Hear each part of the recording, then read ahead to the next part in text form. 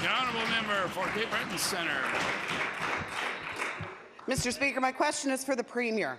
Last week, leading Labour and member of the Order of Canada, Paul Cavaluzzo, was incensed, as I am, about the government's disdain for collective bargaining rights.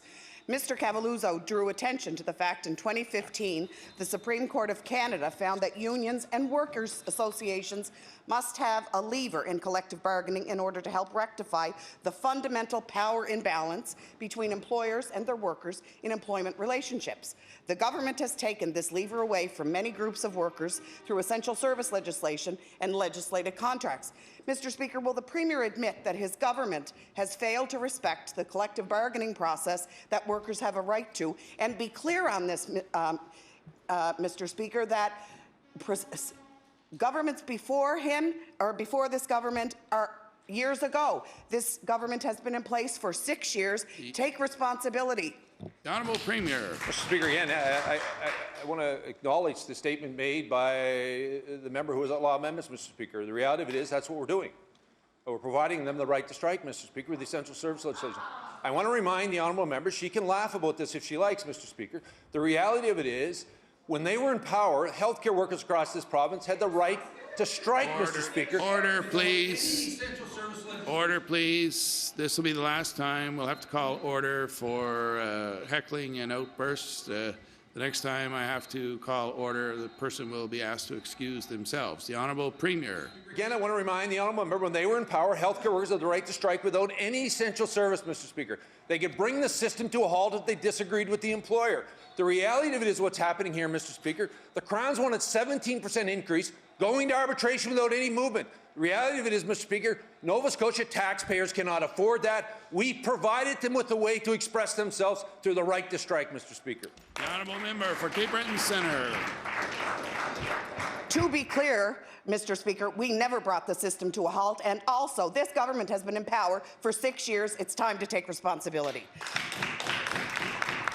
Mr. Speaker, as the Premier has said on numerous occasions, Nova Scotia died for their labour rights.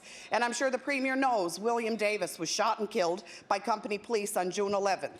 Earlier that year, when the miners' contract expired, BESCO had cut off negotiations and refused to deal with the union. In an attempt to starve out the workers and undermine their bargaining power, the Steel Corporation cut off credit for mining companies and company stores.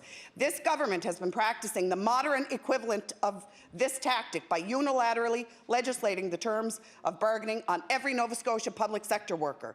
Mr. Speaker, this Premier commemorating Davis Day this year, he implied that William Davis died on the job when, in fact, he died striking for a fair collective agreement. And I'd like to ask the Premier, what is his thought on William Davis and how he actually died fighting for collective agreement rights? The Honourable Premier.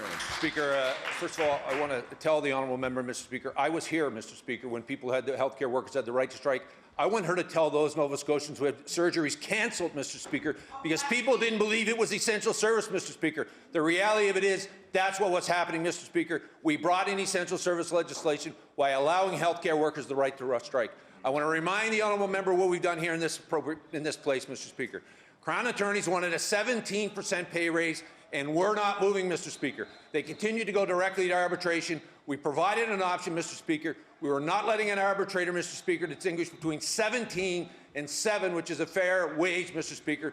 The reality of it is, and she goes back to 1923, when William Davis was fighting 25, Order, Mr. please. Speaker. Order, please. He was fighting, Mr. Speaker, when Order, please. killing in workers, Mr. Speaker. The reality of it is we have the highest paid grounds. Order, please. The honourable member for Cape Breton Centre will come to order. The honourable Premier. Let me go back to 1925 when William Davis was fighting for a safe working environment, Mr. Speaker. People were dying in those mines, Mr. Speaker. The reality of it is we have the highest paid crowns in Atlantic Canada. We offered them, Mr. Speaker, a 4% bump right off the top through the wage pattern and a 7% increase, which would have kept them at the top in Atlantic Canada. There's a far cry from what the honourable member is trying to stretch in this House today, Mr. Speaker.